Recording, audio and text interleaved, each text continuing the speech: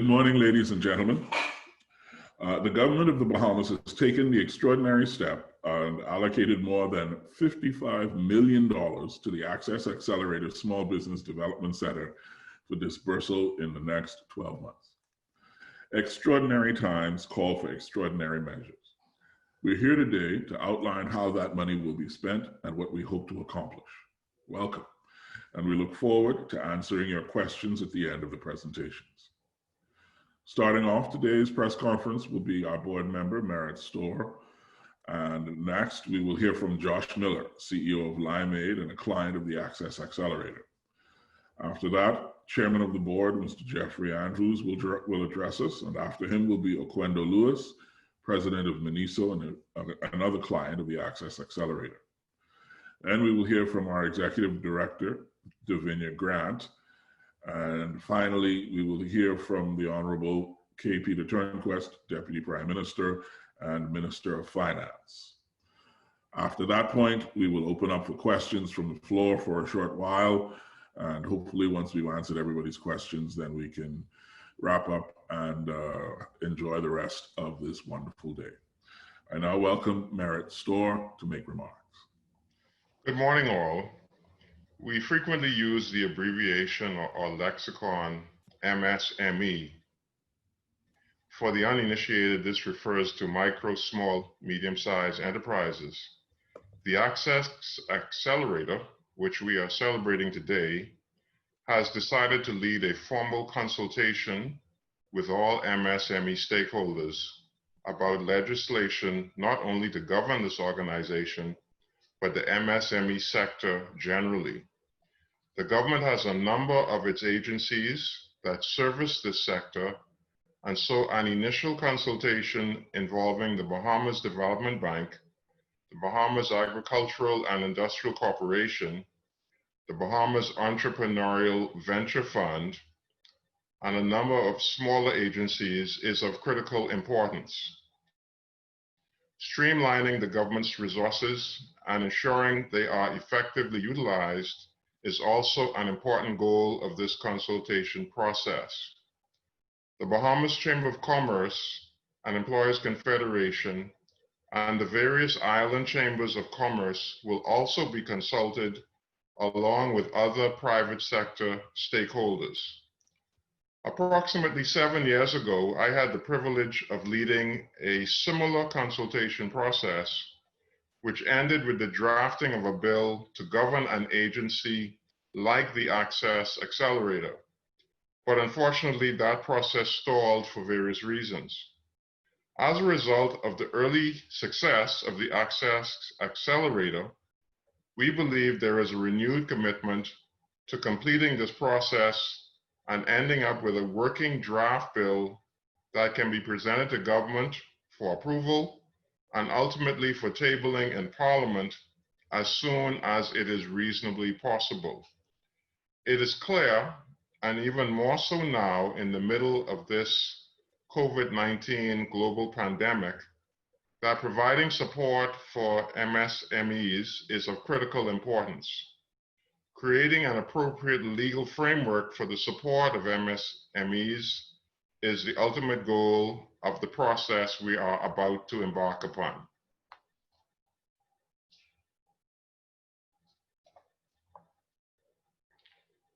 Thank you, Mr. Chair. All right, thank you very kindly, Mr. Storr. The beauty of this kind of an arrangement is that the proof of the pudding is in the eating. It's easy to say what we're going to do. It's better to show. And to that end, I'd like to invite Mr. Joshua Miller from Limeade to make a few brief remarks. Mr. Miller?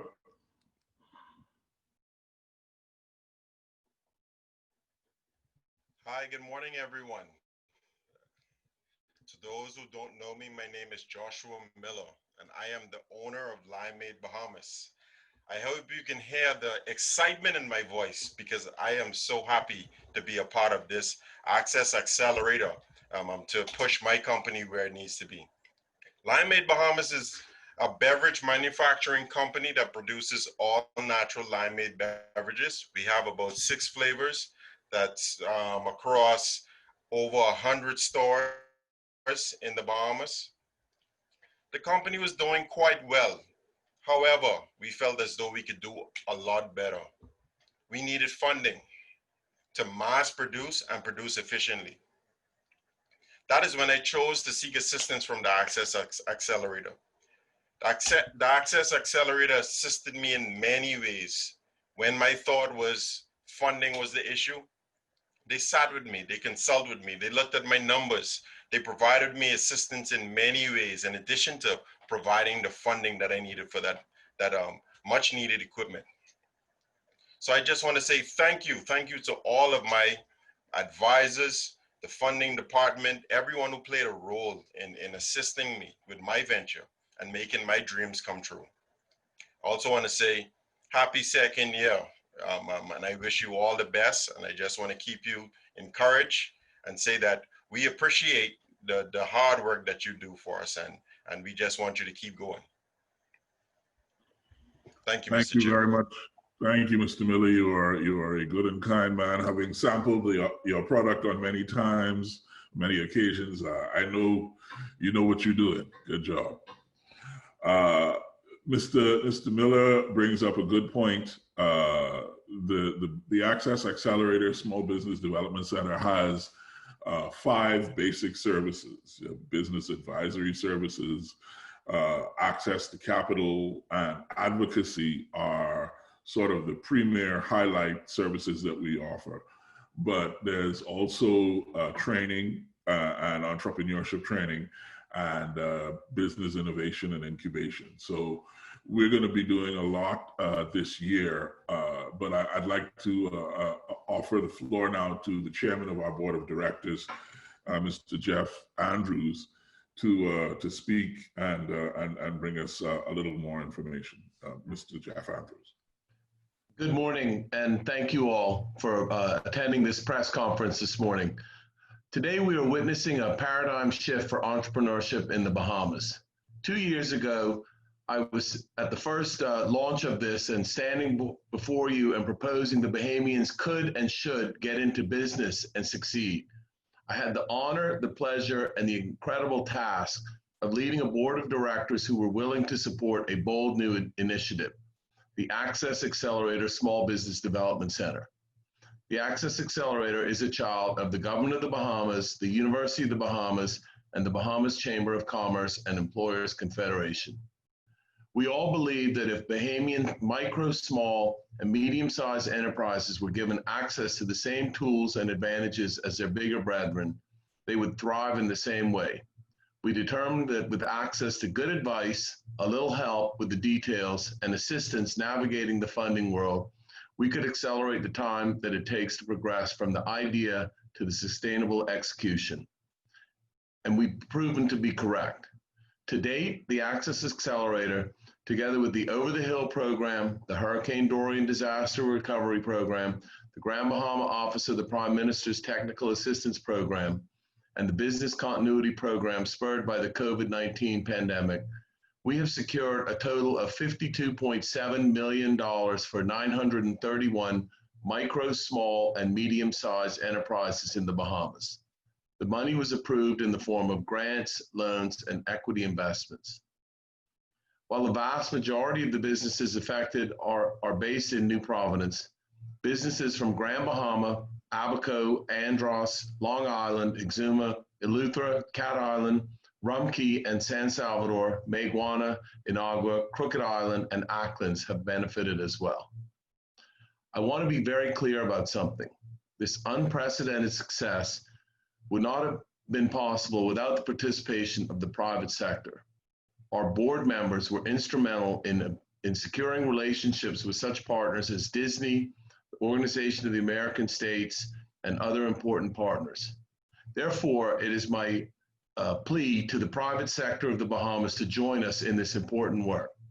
Come alongside us and work with us to prove that Bahamians could and should get into business and succeed.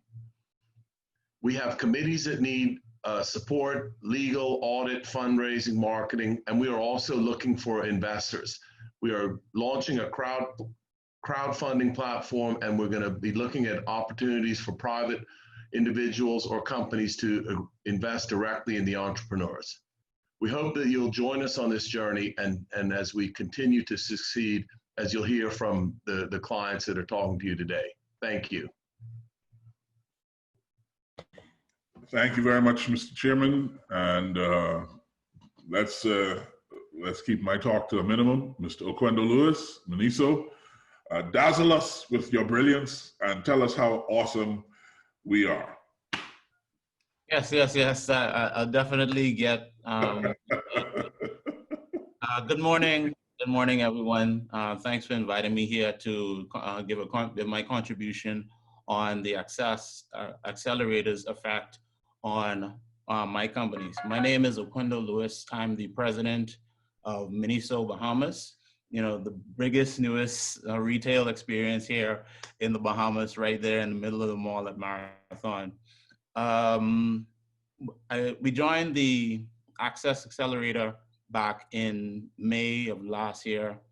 We were facing some challenges trying to navigate the funding aspect of, you know, the country here. You know, a lot of investors are very conservative in the way that they approach investing. And so having the Access Accelerator there as to guide us, to help us to wade through those waters, to cover those hurdles that we first face, you know, leaning on their expertise in many different aspects of trying to get the business up and running. All that helped to contribute to get us to the point that we are now fully functioning, operating with a number of staff on many different levels, and looking to expand, continue to expand in the future. So my experience with the Access Accelerator SBDC has been very positive from the brink. All of the advisors there have been extremely helpful. You know, any of your questions, you could go and you can ask them, and they'll have solutions for you when you run into problems. It has really helped to get us to a great position where we see, you know, we're on the escalator. We look like there's only up from here. And we're very grateful to the SBDC for everything that they've done to get us to this point. Thank you very much. You know, I look forward to, you know, this is just the first 2 years and all the things that you've done so far. I know it's going to be a great initiative and continue to be a great initiative going forward. Thank you very much, Mr. Lewis. We appreciate your enthusiasm. And I see you bigging up Miniso as the biggest new retail experience in the Mall of Marathon? Yeah, biggest and best, newest new experience in the Mall. I see you. Yes, sir. The evangelists and apostles for micro, small, and medium-sized enterprises in the Bahamas, and for policy making that affect their businesses, have a new superstar. That person being the executive. Yeah, I see you rolling your eyes. The executive director of the Access Accelerator Small Business Development Center, one Davinia Grant. She is going to come to us now and show us the way forward. Mrs. Grant. Thank you, Mr. Parker, for your colorful comments. I want to start by saying thank you so much to our clients that spoke today. I'll tell you, both of their experiences were not without its challenges. You know, they would have had to go through quite a number of obstacles to get to where they are now, but they are the epitome of what we want for our clients. If you push through the hard moments, push through the things that might not happen exactly the way you expected, but you continue to work together with those that have been made available to you to create solutions, there's a light at the end of the tunnel. And I think there are quite a number of our clients that really needed to hear your stories today, knowing that you didn't just walk into the SBDC yesterday and walk out today. So I really appreciate that despite you know, the hard work that happened and the obstacles in the way, that you are appreciative of everything that was learned through the process. So thank you for your comments today. The Access Accelerator Small Business Development Center was launched in 2018 with a mandate to support the evolution of MSMEs in the Bahamas and to maximize the economic impact of this segment by equipping and empowering MSMEs to provide employment, create wealth, and drive development of a robust, and resilient economy. Well, from the two examples that from our clients today, for sure, you know, we see a lot of that happening right now. The provision of employment, the creation of wealth, and definitely this idea of a resilient economy, because both of their businesses, even in the midst of the challenges that we're having now throughout the world, they're still able to push forward. I mean, I don't want to pronounce it incorrectly. Mamiso, am I saying it right? Meniso. Meniso, you guys launched in the middle of COVID-19 pandemic in the mall at Marathon. I mean, that's something that I think that we really cannot ignore, and it needs to be celebrated that you're able to accomplish that even in the midst of what's going on. And that's the type of resilience that we're looking for from all of our clients. Our chairman has pointed out that to date we've met quite a bit of very outstanding statistics, but there's some other statistics that I really want to put out there as well. Yes, we're very proud of the funding. Yes, we're very proud of the way we've been able to assist clients throughout the country, but we've trained well over 1,000 clients. And by trained, some of them would have done, most of them would have done classes for a couple of weeks, and any number of one-on-one opportunities with their trainers. We've advised, meaning specifically sat down and went through business development and business planning with over 800 clients. About 64 of them were from the Over the Hill program, which we're very happy about the success of that program. We've partnered with over 30, almost 40 accountants throughout the country to help our clients with developing their financial statements, whether historical or their projections. This has been almost $50,000 investment. And as a result, we've completed about 100 financial statements on behalf of clients. That said, those of you who may be aware, one of the major impediments for many MSMEs for accessing credit or funding in general, whether credit or equity, has been the lack of historical financials, the lack of organization and record keeping in their the financial aspects of their business. So by being able to tackle this side of it alongside the access to funding and the training, we're very happy for our partnership with BICA in this regard, and we would like to thank them publicly right now as we celebrate our second year. In 2020, as the Bahamas faces the daunting task of rebounding from a series of devastating events, Hurricane Dorian, this current pandemic, along with the rest of the world, the Access Accelerator has once again been positioned to assist the country in building resilience and sustainability into the bedrock of the economy. The government is betting big on Bahamian small businesses, and the Deputy Prime Minister and Minister of Finance will elaborate on that in a moment. But before he comes, however, I want to take a few minutes to stress one or two of the initiatives that we're particularly excited about and that's really dear to me. First, I would like to say that this government has given us a mandate, which the SBDC or the Access Accelerator and its board are very happy to take up, and that's one, to focus on the youth of the Bahamas. And so this year, we're launching our Youth Development Fund. This fund has an investment of $1.5 million spread across dedicated training, dedicated mentorship, dedicated networking, and also access to grants set aside specifically for young people, which is 30 years or less.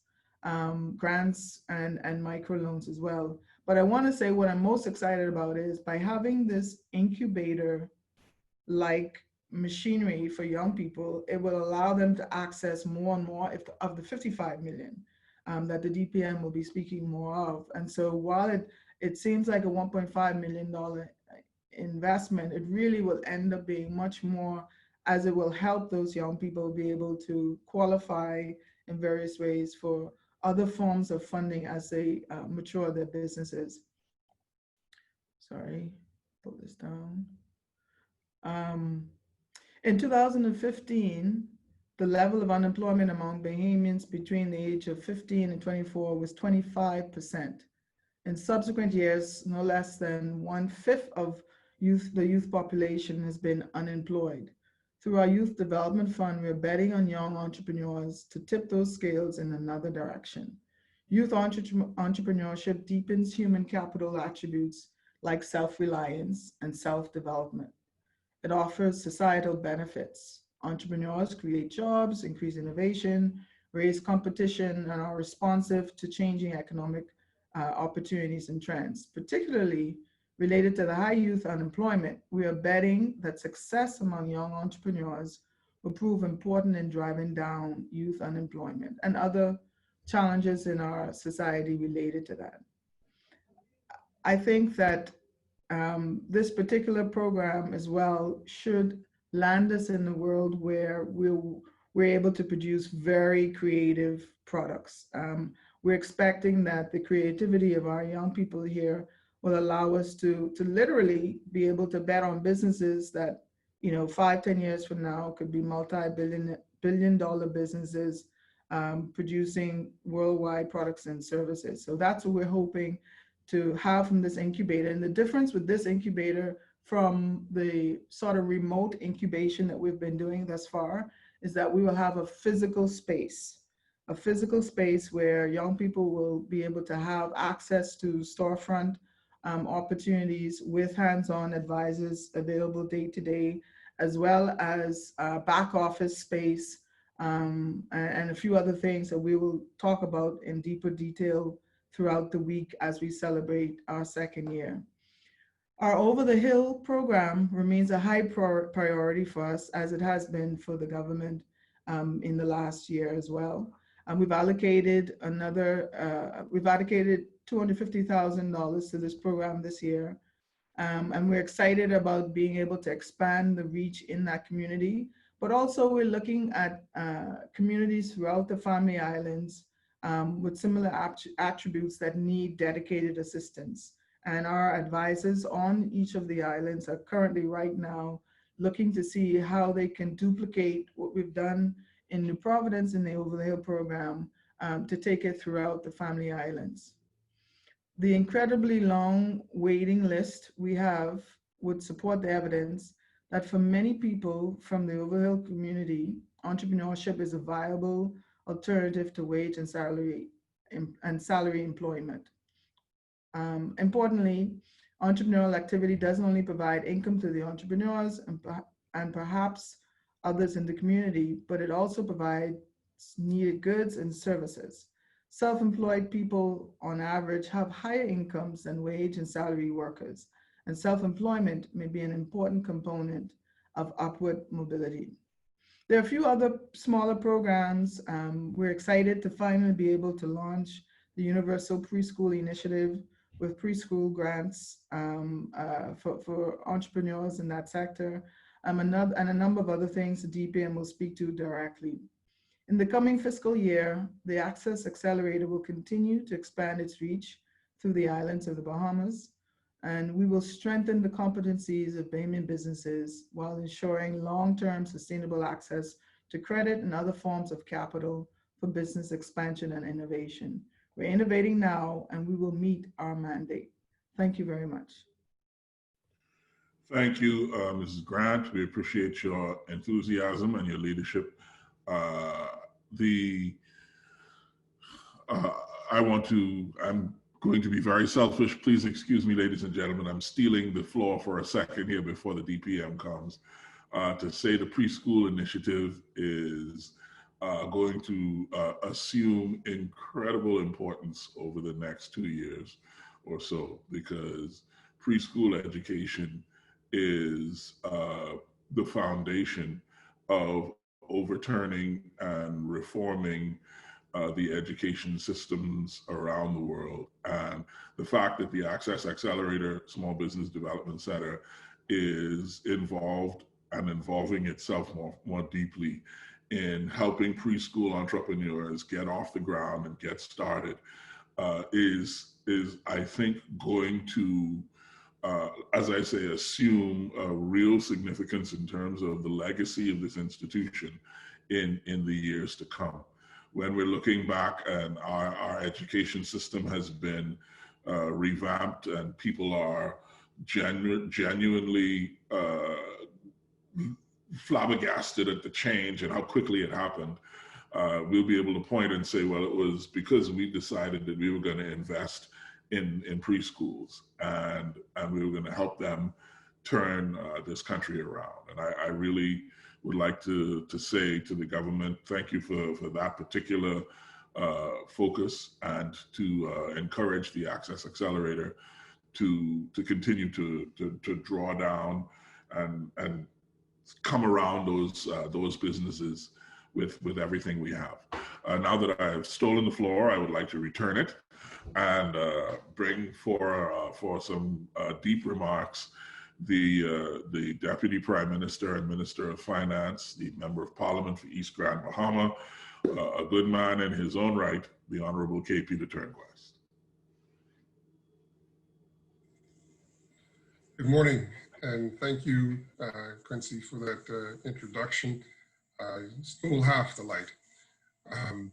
But I want to first off start by thanking this wonderful team of professionals who are volunteering their time to help us lead this effort to broaden the ownership in this country and to access and help to grant access to thousands of Bahamians who before now had been effectively locked out of the entrepreneurial experience, either due to lack of capital or to lack of support, both of which are incredibly important to the success of any startup business.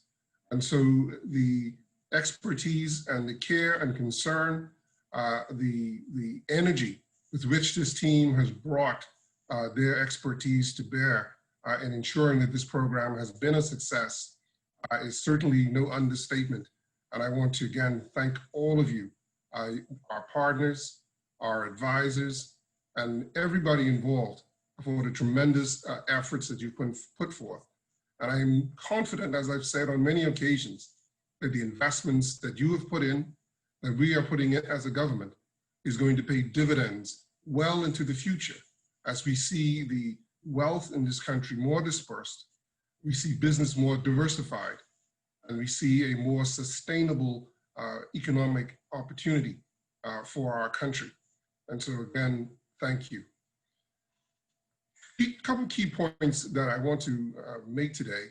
One is, as the executive director has said, we are betting on business.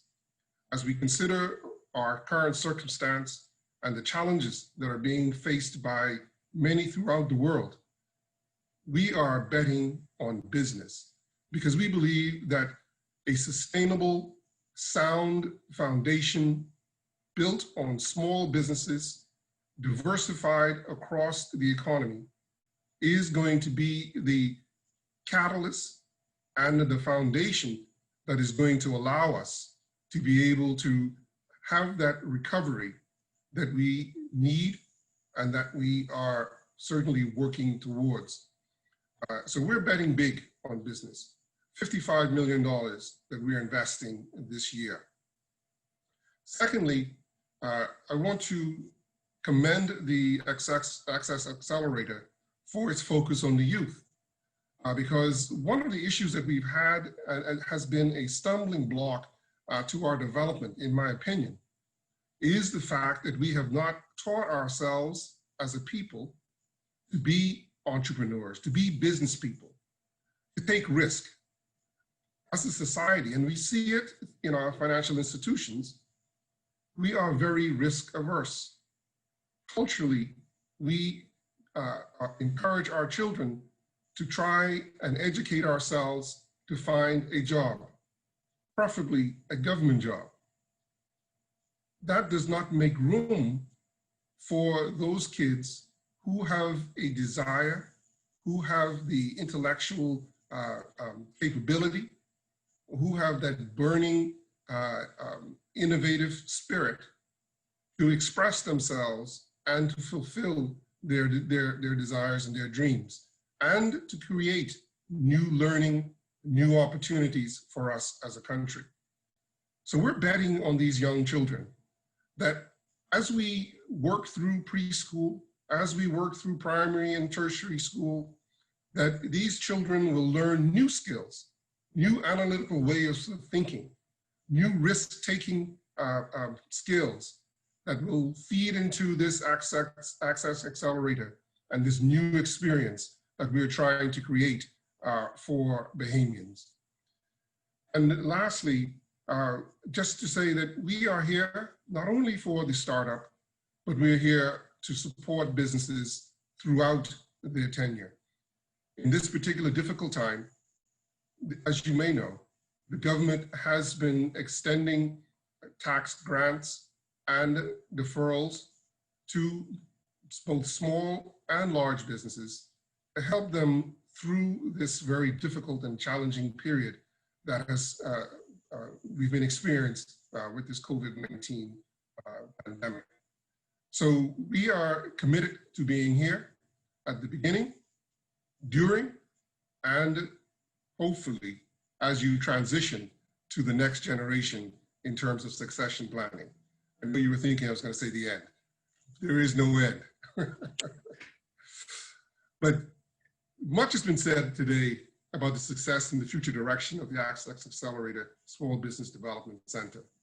Most importantly, we've heard the personal stories of Bahamian entrepreneurs who needed institutional support at critical stages of their business development and found strength in the services available through the Access Accelerator.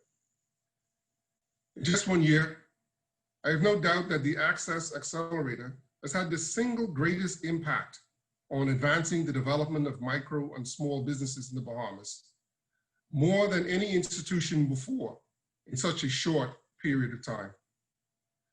Not only because of the direct investments made through government-sponsored grants, loans, and equity financing, but more importantly, because the Access Accelerator has strengthened the entire entrepreneurial ecosystem.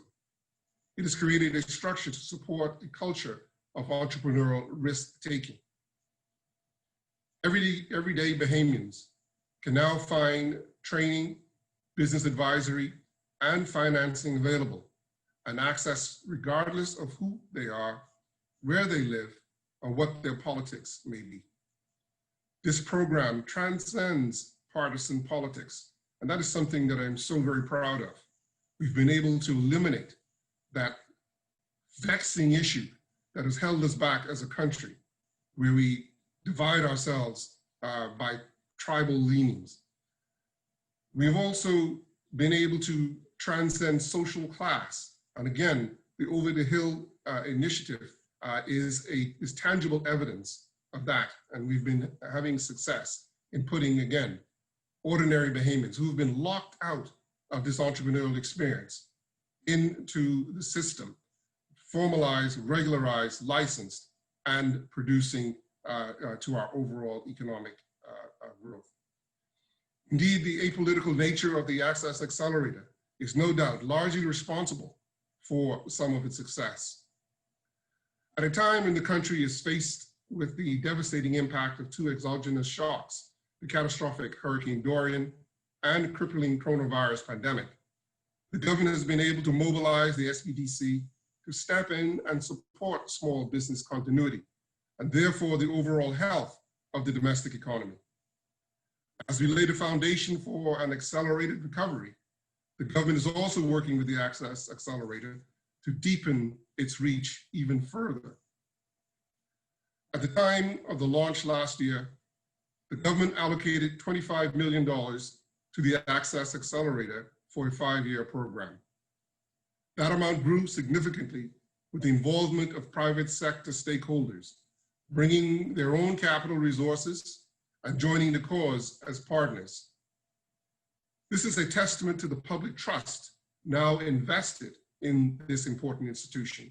And again, I want to thank those financing institutions, commercial banks, development banks, entrepreneurial funds, all who have come along to help us to grow and to expand exponentially this program.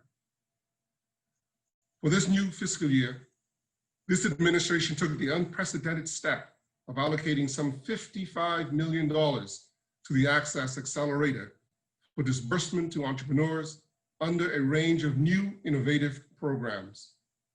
Strengthening the domestic economy is a core pillar of our resilient Bahamas financial and economic plan, so that a better quality of life is made possible for all Bahamians through the dignity of work.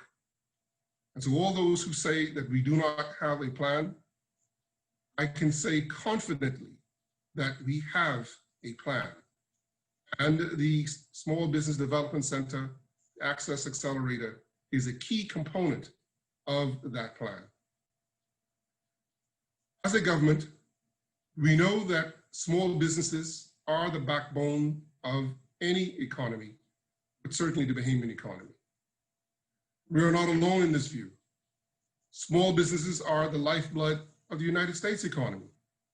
They create 2/3 of new jobs, drive innovation and competitiveness, and account for 44% of the United States economic activity. Small businesses account for 35% of all value generated in Australia, and 1/5 of that nation's gross domestic product. In fact, the World Trade Organization reports that small businesses represents over 90% of the business population, 60 to 70% of employment, and 55% of GDP in developing countries. And if I remember the statistics, it's about 55% here in the Bahamas.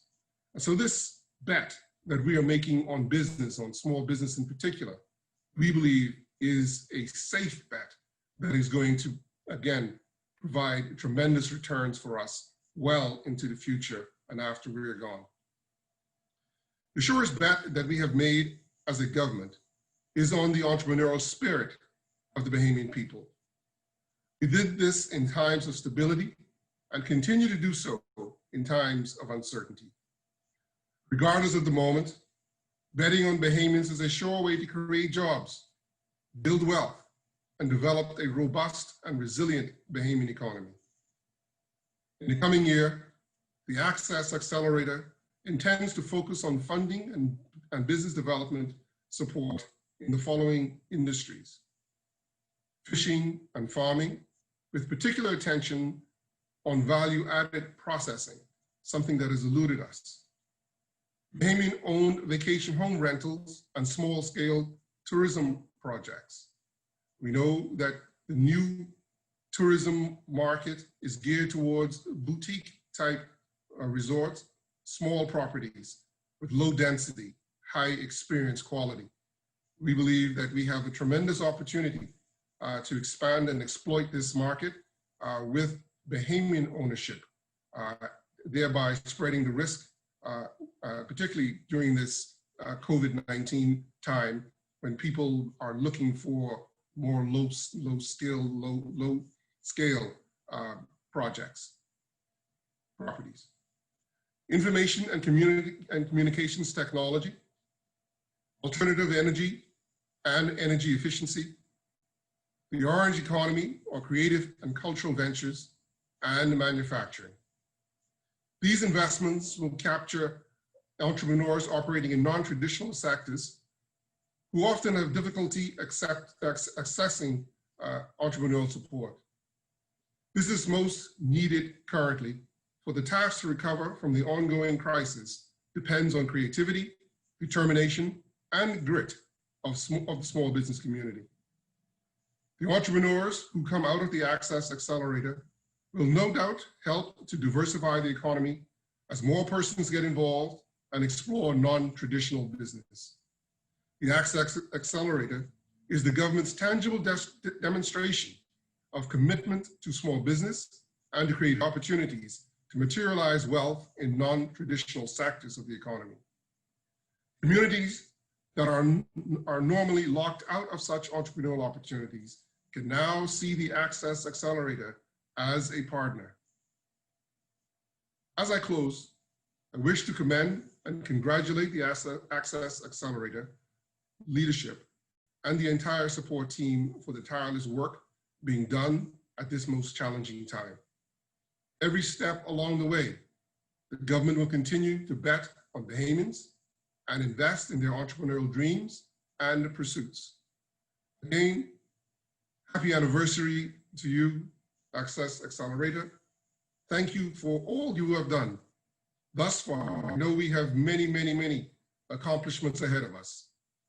Thank you for what you have done so far to help deepen our entrepreneurial experience, deepen the ownership of our economy, and help ordinary Bahamians to achieve their dreams. And as I leave, I want to congratulate Mr. Lewis, Mr. Miller, and all those who have been beneficiaries of this program. We are confident that the tools that you have received will help you to sustain your businesses and to grow to levels unimagined, that you will be able to be here for years to come, to be a testament to this investment and to what the Bahamian spirit, the Bahamian investment spirit, the Bahamian entrepreneurial spirit can and should and will be. So I want to continue to pledge to you, to all of the other beneficiaries of this program, and to Bahamians everywhere, the government's continued commitment to invest in small business, to invest in sustaining and supporting the Bahamas entrepreneurial class, and to encouraging and to incentivizing as best we can others to similarly take part and to be a part of this exciting development. Again, thank you all. We look forward to the legislation that will come to formalize some of the structures and partnerships that we have and all of the other developments as we continue to build out this segment of the overall Bahamas Resilient Plan. Thank you very much. God bless you all. Thank you, Deputy Prime Minister. Thank you for your personal commitment to this initiative.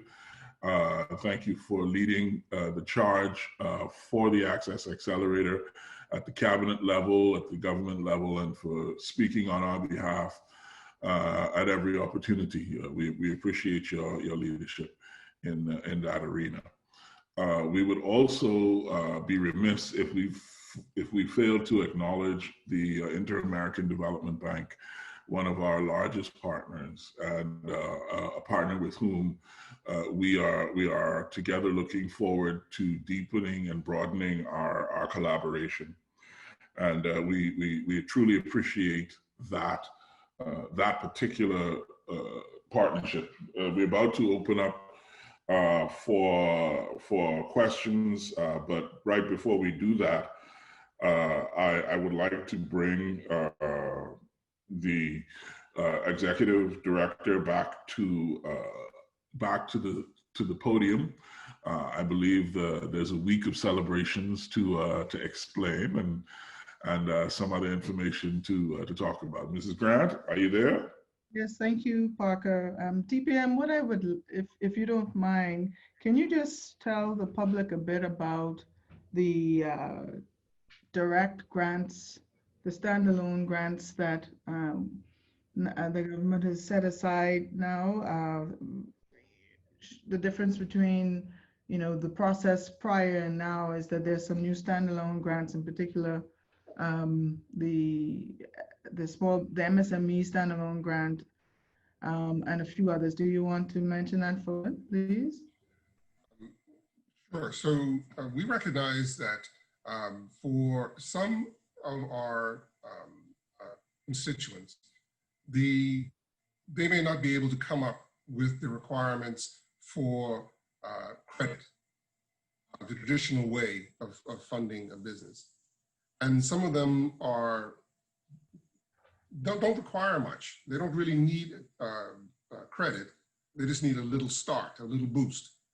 And so we have refined the program such that we will now be able to grant small capital injections into these businesses to get them started with the basic requirements that they may need in order to start their businesses. For instance, when we look at the coconut vendors, street vendors that have been in the news of late, and the challenges that they've had, particularly during this pandemic, we are in the process of designing a program for them specifically so that they can acquire all of the equipment that they need to ensure sanitization, to ensure regularization, to ensure that they have the required health and environmental tools that they need in order to operate successfully and safely. We have other programs that similarly, we want to be able to grant these small monies so that people can get going without delay or without, and prove themselves while they qualify for the larger credits that may be available to them. Thank you very much, DPM. And so on Thursday of this week, you will be able to go to the accessaccelerator.org website. You'll be able to access a direct application for those grants. Those of you who are familiar with our process, in the past, you would have had to go through a training program and then a business development program. And then you'll be able to access funding. In this instance, we've created a direct access path for the grants that DPM mentioned. And so you can go to the website on Thursday, you can apply directly, any business, whether it's the street vendor business or any other industry, any island. We now have standalone grants available for you, as well as the preschool grants that we mentioned, that will also be available as a direct access grant on our website on Thursday morning as well by 10 a.m. And so please stay tuned throughout the week and throughout the next couple of weeks as we launch additional programs steadily over the next couple of weeks. We intend to keep the public very aware of the grants being made available to them, as well as our normal programming. This week, as we celebrate, we want to spend some time in a social distance way, but fun way, interacting with our clients. I loved hearing the stories today in this program, but also on Friday, we're having a virtual party, and you could go to our website or social media handles to find out all of the information. And we really hope everybody can join us. Let's stay at home, enjoy yourselves, listen to the live DJ and all of the great stories from our clients with whom we expect to have some fun with on Friday. Thank you, Parker. You are welcome, Grant. The ladies and gentlemen of the press who have questions, I see you, see Jillian Gray. Why it looked to me like you salivating, I don't know. But you are welcome to ask your questions now. We look forward to a frank and free exchange of Q&A.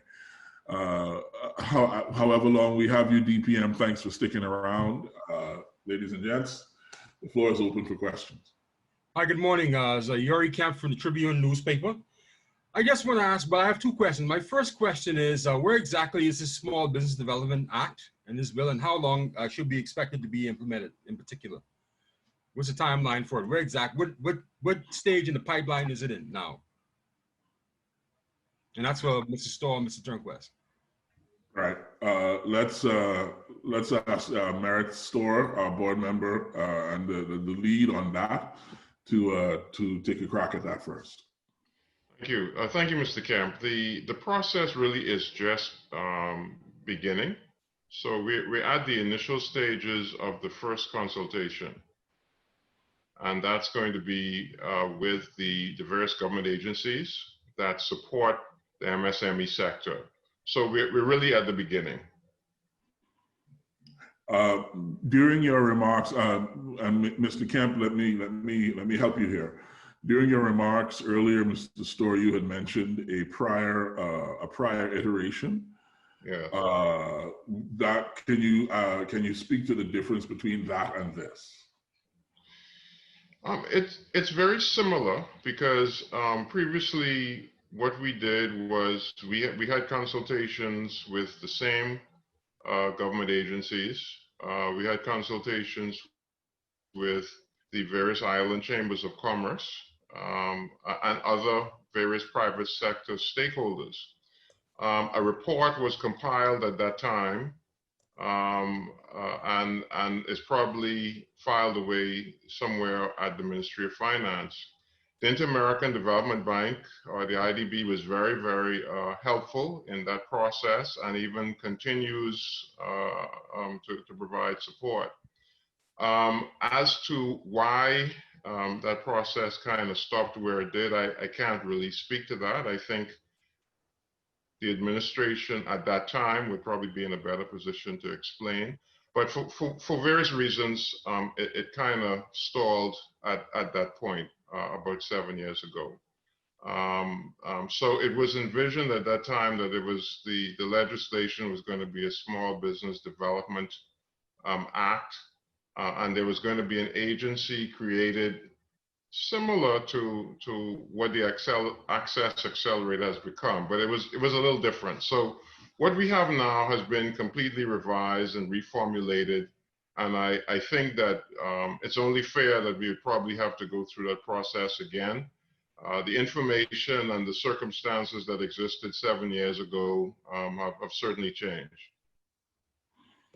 DPM, thank you very much, Mr. Storr. DPM, I'd like for you to weigh in on this as well. Given the originality of the Access Accelerator formulation, maybe you could speak to that too. Sure. So obviously, this is an area that we are very committed to, and we do want to bring some rigor around to it, particularly as we have so many organizations at the moment that are playing in this field, BAIC, Bahamas Development Bank, Tourism Development Corporation, and all of the entrepreneur joint venture fund and all of these entities. We want to bring some rigor to it. We also want to make sure that we have a defined process for small businesses so that they know exactly what support is available, what they're entitled to, the process for applying for licenses and where they go and which agency they ought to be looking to for their particular projects, et cetera. So this is something that we will give focus to over the next couple of months, and hopefully before the second quarter, certainly before the beginning of the new fiscal year, we will have a bill that we can put forth to bring all this to Thank you, sir. Chester, I think you had a question. Yes, good morning, everyone. I wanted to ask about the commercial banks, given the temperature of the economy, how they feel about funding businesses at this time.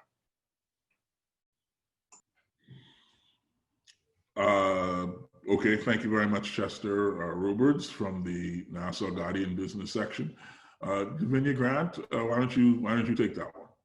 So, Chester, thank you for the question. I'm not authorized to speak on their behalf, but I would say this: we've had tremendous support throughout our 2 years from RBC in particular. The lion's share of our guaranteed, actually almost all of our guaranteed loans are with RBC, and from all of our conversations with them, we can expect continued support. But in addition to that, the relationships with First Caribbean and Scotiabank and Fidelity Bank have also grown, even in the midst of the pandemic.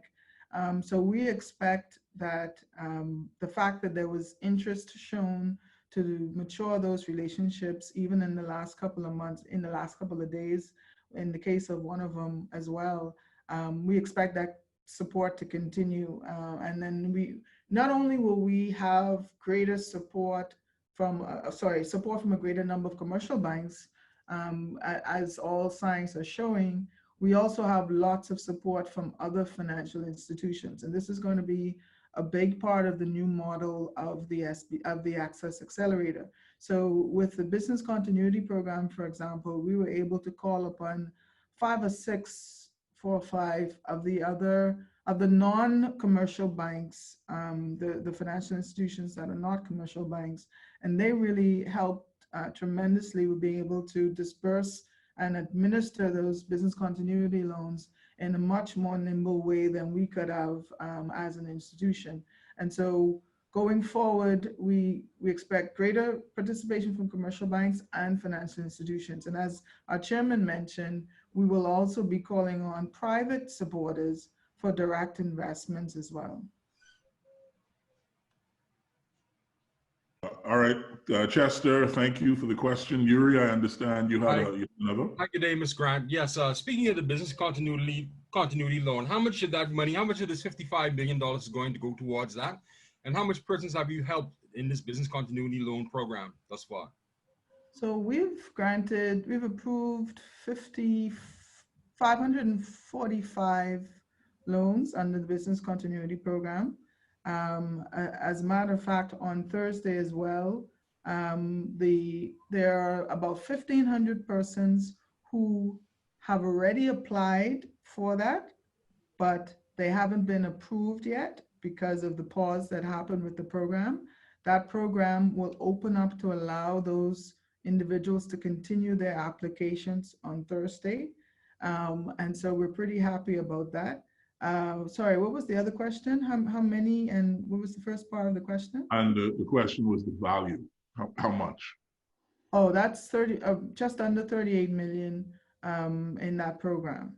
And so going forward, the government has set aside an additional 15 million, as well as our economic recovery programs that DPM spoke of earlier. That's also another form of business continuity, but it has a specific sector focus in the areas that DPM mentioned, and that is about 25 million. So it's about 35 million that together in the different programs will be able to support business continuity. All right, Mr. Kemp, we'll move over to C. Gillian Gray. If you have follow-up questions, folks, that's fine. Just indicate and we'll answer. Ms. Gray, how may we be of service? Good morning, everyone. I have 2 questions. The first is about making business a little bit easier for small and medium-sized businesses. So I know that some businesses would have expressed that doing business online in particular, especially, during this pandemic time, everything is moving online, has been a bit of a challenge. Are you looking into ways to make some of the processes, especially with moving business online, a little bit easier for small and medium-sized businesses? Ms. Grant? So a couple of things are happening, and that's a very good question, Ms. Gray. Thank you for asking that. Migrating a small business from manual and brick and mortar processes to electronic processes and electronic commerce is diverse. And so some people think it's just a matter of, getting a social media presence. That's not e-commerce, that's not online business, that's a portion of it. In particular, it's e-marketing. The concept of combining e-marketing, e-presence, and e-commerce is something that we're looking to dive into, not only as our as a part of our mandate, but there are a number of other people having a similar mandate that we're partnering with. So very soon, Minister Thompson is going to share with the Bahamas some of the government's plans, which we're participating in those plans, to have a focus on e-commerce. Now, so what we're doing to help, so there's a merchant side of it where more and more of the commercial banks are making it easier for small businesses to access merchant accounts. Now, a merchant account is what a small business needs to be able to do e-commerce.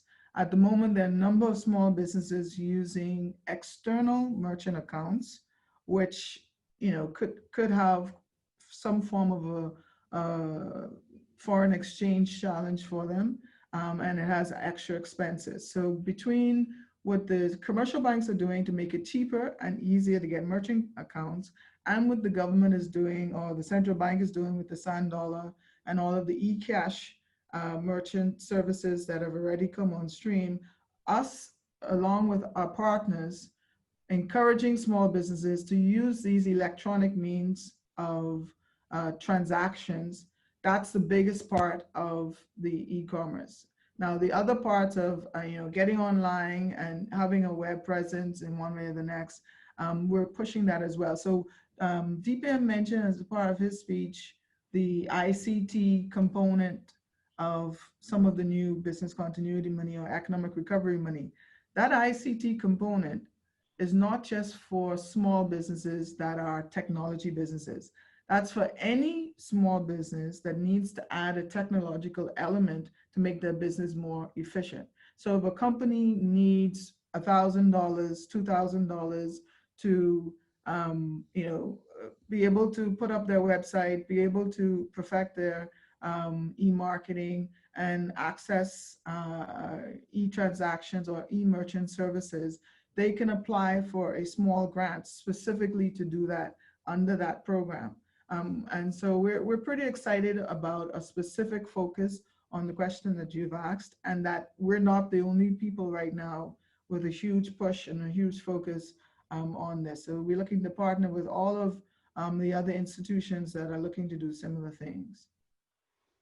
You had a second question, Janine? Yes, it relates specifically to the pandemic. I know that some small and medium-sized businesses would have said that, their business took a large hit over the past 7-8 months. And I just wanted to know specifically, was there an amount that was given to small and medium-sized businesses, payouts, help, and if there is a plan to help them out after the pandemic, specifically because of what they would have experienced? I know we spoke here about startups, about grants and things like that, but specifically, is there any funding for businesses that would have directly been affected because of the pandemic? Thank you, Jillian. Do you want to explain the business continuity and how, well, go ahead, DPM, if you would. I just wanted to comment that the government has had 2 programs in place since the beginning of this pandemic. One was for a direct contributions credit, and then the other was a tax program where we deferred taxes. 50% of your taxes could be deferred, and you can get an actual credit, meaning you do not have to pay the other 50% of those taxes. We also had a program where businesses can qualify for loans up to $20,000 during that period. So the whole idea behind those programs was to ensure that we maintained as much employment as possible. And so the program was tied to the level of employees retained. For small businesses, 51% of the employees should be retained. And for larger businesses, 80% of the employees should be retained. And there was no cap on what that credit amount could be, or the deferral amount could be. So those programs have been very significant in assisting a number of our businesses in being able to bridge this very difficult time. So far for this fiscal year, starting in July, we've spent approximately $20 million on this program. And that equates to about how many businesses would have taken advantage of either one of those?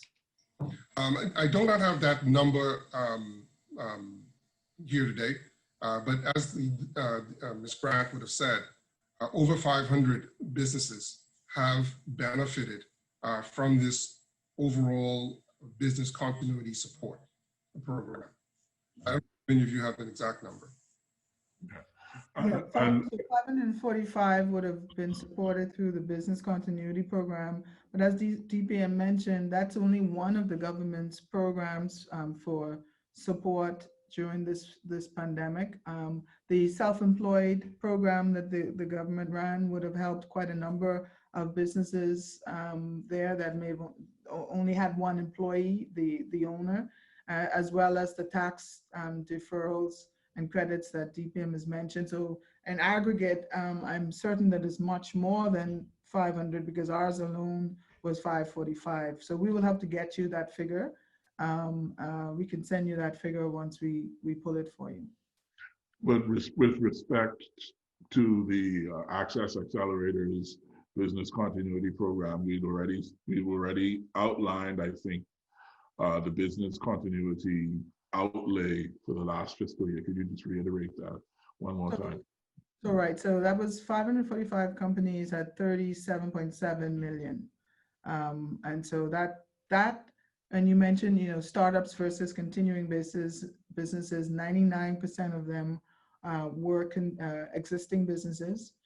Very few of them, by startup definition, we pretty much say anyone less than a year is a startup. And so there were a handful of companies that, would have just started a couple of months before the program. They were able to benefit as well from the program. But the lion's share were companies who were already in business for over a year. And the support would have been to keep them going, as DPM mentioned, tied to their employee base being retained. And so this program would have helped about 4,300 employees retain their jobs during this pandemic. And we're very grateful to the government for allowing us to participate in this because, it's not been easy for a lot of people, a lot of families during this time. So we're happy to have played some role in that continuity. Good, Ross. Yeah. All right. Thank you, Ms. Grant. Julian, anything else? Oh. All right, ladies and gents. If we have any other questions. Oh, go ahead. Oh, I see Tario as well. Let's let Chester, you let Natario go first, eh? Yeah, no problem. All right. Natario? Yes, thank you. Two questions. I think I heard Mr. Andrews mention crowdfunding. I just recall, I remember the Securities Commission had done some work, I guess, formulating some rules relative to that. I don't know if the SBDC is working in tandem with them or where that initiative is at. That's my first question. And the second point, I think, going back to Yuri's question on the SME legislation, I just wanted to get an idea of what that legislation may entail. What would that outline, or what parameters? What is the objective of that legislation? All right, thanks, Natario. Geoff, do you want to elaborate on the crowdfunding? And then if there's anything else, maybe Davinia can swing in on that as well. With respect to sorry, I think it's better for Davinia because she and I had a brief conversation on that, but she's much more familiar with the details, so she can give an update on that. Thanks. No problem. Davinia. So the crowdfunding rules that the Securities Commission, I think, put out for consultation about 2 years ago, So when we first started the SBDC, crowdfunding was a part of our plan from day one. And so in our initial meetings or meeting with the Securities Commission, we would have received the rules and had some conversations there. And so definitely anything that we do will be in concert with their rules, whether in draft or finalized.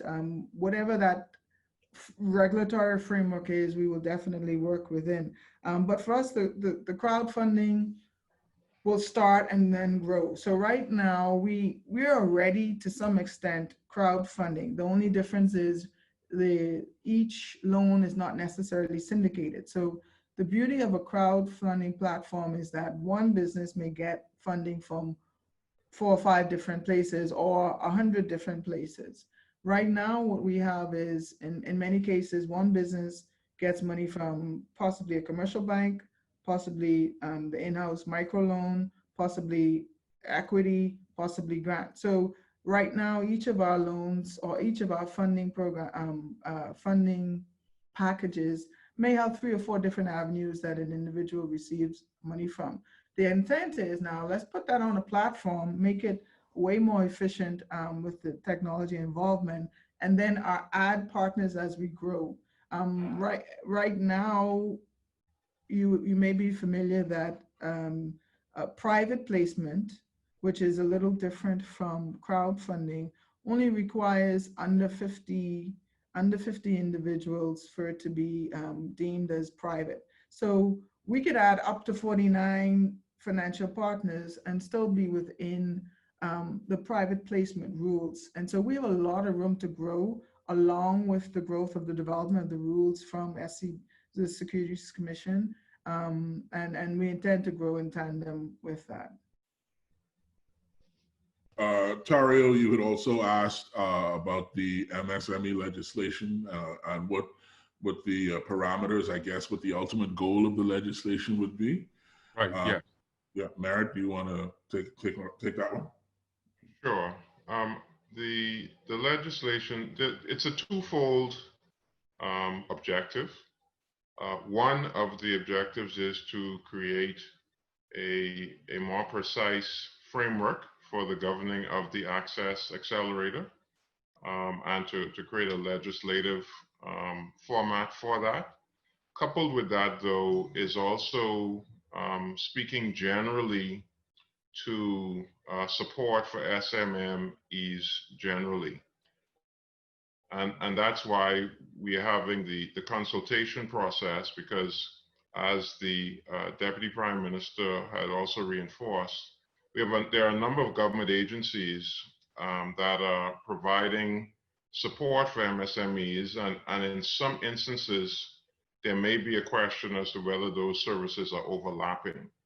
And so part of this process also is to try to create a more efficient process so that all of these agencies work in tandem, and there's a legal infrastructure that governs that. So that's a twofold process that we're hoping to accomplish. Natario, does that sort you out? Perfect.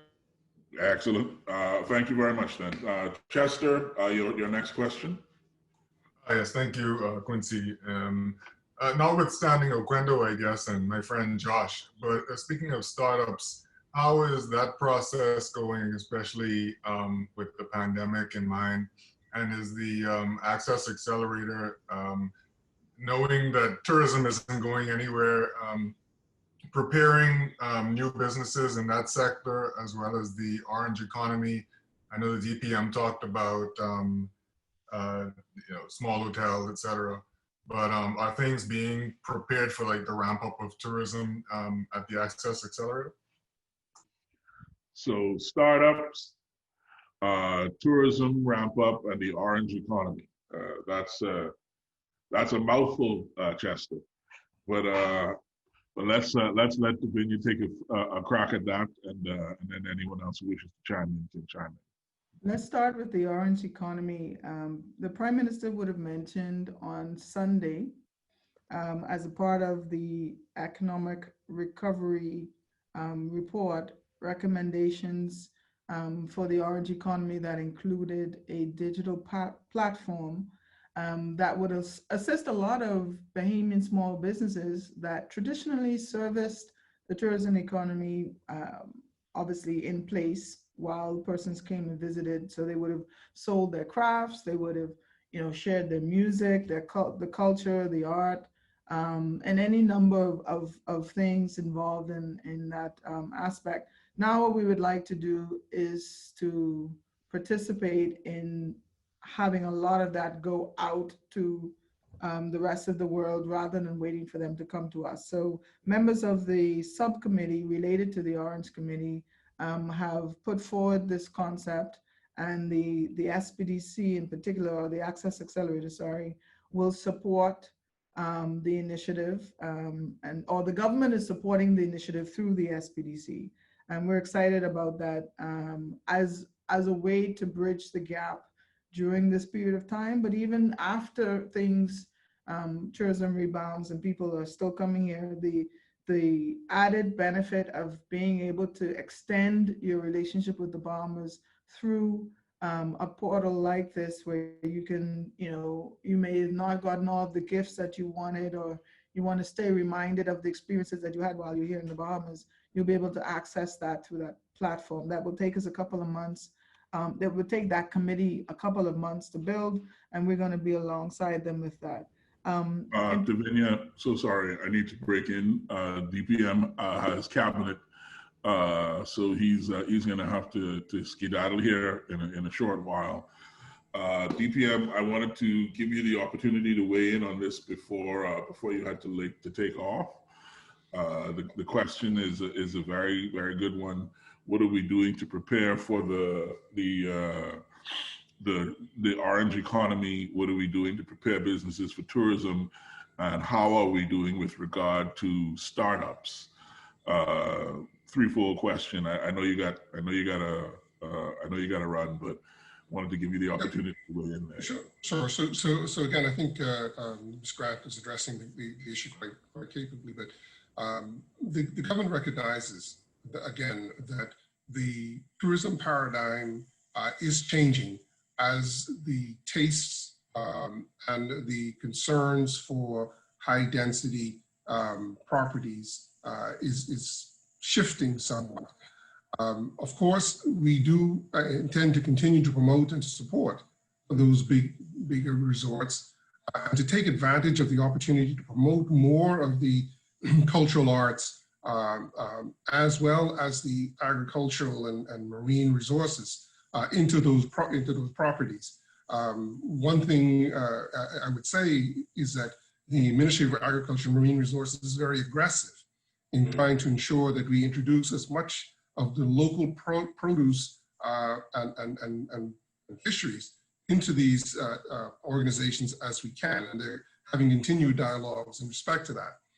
But we believe that fundamentally, if we are able to establish more of the smaller boutique type properties, that it makes this overall process of trying to establish the linkages much easier to achieve, and also diversify the product internally, such that the risks associated with one of these mega properties and something happening is mitigated to the extent possible. So the investment in the orange and the blue and the green and all of the colored economies is certainly there from a policy perspective, and the access. We've encouraged the Access Accelerator to support and to encourage those types of applications, because we recognize in order to be a well-rounded society, we need to have all of these influences, all of these areas working properly as they fulfill not only the economic need in the country, but also the cultural and social aspects of a well-run, well-adjusted society. And so we look forward to those kinds of projects. And we do recognize that we may not have all of the talent available within our remit to be able to explore and to exploit these kinds of areas. And so I want to encourage those persons who have those skills to identify themselves to the SBDC so that we can take advantage of their experiences, their knowledges, their networks, so that we can help to empower more of our cultural artists and our agricultural artists and those who are involved in alternatives parts of the economy. Thank you, DPM. And with that, I do have to go to cabinet, so I do have to beg an excuse. So again, thank you all for coming this morning, and congratulations to all of you who are involved in this exciting development. And again, I want to state as I leave, we're betting big. We're betting $55 million big on Bahamians and on Bahamian business owners. I want to encourage all of our residents who have an entrepreneurial spirit buried in their bellies to reach out. And for those in particular who are interested in non-traditional business, where we're looking at natural resources and those things that are sustainable and regenerative in our environment, to come forward, because it is those kinds of business that is going to help us to come out of this crisis, where we may have a reduction in tourist arrivals for another year, another 2 years. But if we can figure out some secrets to exploit some of the things that God has given us, then we can help to offset that slowdown in production from tourism and still be able to gain the kind of sustainability and growth that we need in order to provide for all of our people. So thank you very much and good morning. Thank you, DPM. Appreciate it. Thank you, DPM. So there we go, Chester. I see that Janelle has been with us the whole time. Janelle, you straight? You don't have any questions? Yes, I do have one question. I know that with the Bahamas, with the continuity loan program, I think the paybacks are deferred for up to 4 months for them to the payments are deferred up to 4 months. Correct me if I'm wrong. Oh, okay. That is correct. Okay, so after that, we know that some businesses may still Sorry, Janelle. Quincy, I want to make an adjustment to that response. I couldn't mute properly. So these loans would have started, we started the process in March, I believe. And so whenever a new loan came on, yes, the initial period was a 4 months deferral. However, because of the protracted condition, I guess, of the economy, we've pushed all start dates to January 31st. And so all the deferral period for repayment, the grace period has been extended for all of the loans, or all of the loans where the businesses wish to defer, let's put it that way. They have the option to not start the repayment until January 31st. Okay, thank you for that clarification. And then the second part of that question, when that time comes for that deferral to expire and businesses now have to repay those loans, what is the plan to address, I guess, in some instances where businesses may not have been able to catch themselves in that time and can't afford to begin payments as yet? What's the plan to address that possibility? Very difficult question. We recognize that may be a reality for some businesses. We're hoping that it is not the reality for the majority of businesses. However, these loans were booked in traditional form with traditional expectations, and the financial institutions, would have made it clear to those entrepreneurs exactly what they were getting into in terms of those loans. So it is our hope that, if entrepreneurs need additional, advising, additional assistance with strategizing how they can pull things together to be able to be in place to repay those loans come January. All of the services of the SBDC are available to them. And I would advise that if you foresee a challenge for January 31st, not to wait until January 31st to reach out to us. So, if Christmas for some reason doesn't provide a boost as in past times, please reach out to us so we can help you strategize going forward. But all of these loans would have included a clause where in the event of unfortunate default, those things will be reported to the credit bureau. So it really is very important for entrepreneurs to take these loans seriously, because they will follow you for the rest of your for the rest of your credit history as a business. And so we need to talk early if there are challenges and not late. All right, thank you. Thank you, Janelle. We appreciate you. Eyewitness News is doing a fantastic job. Congratulations. Clap, clap, clap, clap. Anybody else with a question? Yuri, you gonna let me go just like that? I just have a quick one if someone could take it. Just if someone can report on the SBDC portfolio as a whole and its successes, and if it's not successful, which I think it is, what have been some of the drawbacks? Thank you very much, Chester. The opportunity to sing the praises of the Access Accelerator programming and to shout aloud from the mountaintop about the successes of our clients and partners is not one that we are willing to pass up. So I would once again turn it to our illustrious executive director. Our portfolio is healthy, is it not, Mrs. Grant? Yes, it is healthy. I want to start off by saying some of the stats Geoff would have mentioned. I'm very happy that we have almost 1,000 clients funded. Of course, half of that relates to business continuity. And so the other half is really based on our disaster program and our regular SBDC, or the original concept of the SBDC program, the Access Accelerator.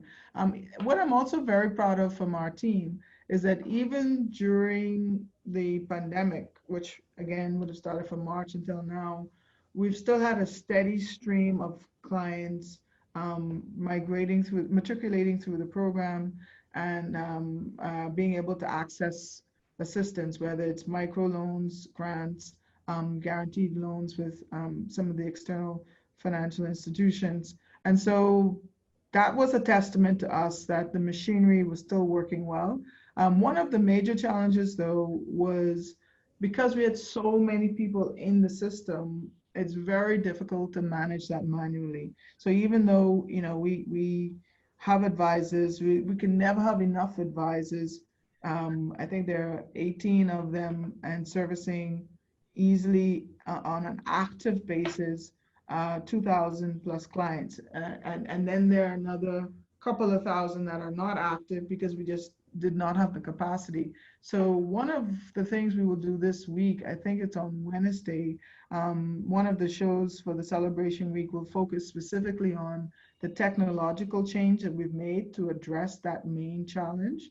And now we're able to have clients matriculate through the program at their own pace. And the program itself will make sure that if there's any step that's somehow falling through the cracks, that doesn't happen. And we as managers are able to see it all on the background as we work with the Zoho programming. And so that's been a critical part of the change. We expect that somebody starting now with this methodology, there's a total of 80 hours of programming, whether training or business planning, that happens with this program. Maximum, we expect persons may go up to 100 hours, but frankly, doing that 100 hours is up to you, whether that takes you 100 days to do or it takes you 20 days to do. Now you're able to move at your own pace, and still only if necessary, you could reach out to somebody if there's something that you don't understand or you may need a little bit of assistance with. This allows us to focus more of our advising hours on the back end rather than on the front end. And that's another one of our deficiencies that we're looking to develop or to improve this year, where companies that have already been funded, they've had interactions with us, but not nearly as much as we would like. And so we're going to reinvest those man hours into more of the hand-holding for our 1,000 clients that have been funded now, compared to the hand-holding prior to being funded. So that's, I hope I've answered your question, Chester. You certainly gave a lot of information, Mrs. Grant. Chester is probably still scribbling, writing quickly to catch up, and his wrist is probably sore by now because, of course, of the wealth of information that you shared with him. For the sake of fairness and parity among all of our media partners, I would also like to say that our news is doing a wonderful job. Clap, clap, clap, clap to our news. Oh, thank you so much, Quincy. You're very welcome. I think, ladies and gentlemen, that is going to do it for us. I'm stretching for 2 seconds in case anyone thinks of a question. And that, ladies and gentlemen, will do it. I think that's it. So thank you very much for your time, board member Merritt Storr, the chair of our board of directors, Geoff Andrews, the ladies and gentlemen of the press. We appreciate your time, the folks from the PMs, from the Central Communications Unit. Yeah, I saw you, John Williams. Yeah, I see you, Noel Nichols. God bless you both. Thank you for your time, Davinia Grant. And we look forward to being available to you all in the coming weeks and months to answer any questions and to elaborate on anything that is not clear. We will be on the air a lot this week. Next week, listen to us, listen to Talk Radio, we'll be there. Check out the television, we'll be there as well.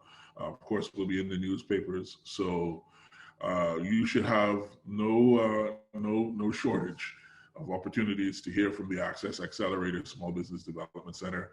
We are here to turn this thing into a magic show. We're going to make sure that everybody is rich and famous. No, not rich and famous. We believe in sustainable business. We believe in business success. We believe in Bahamians. We're excited about it.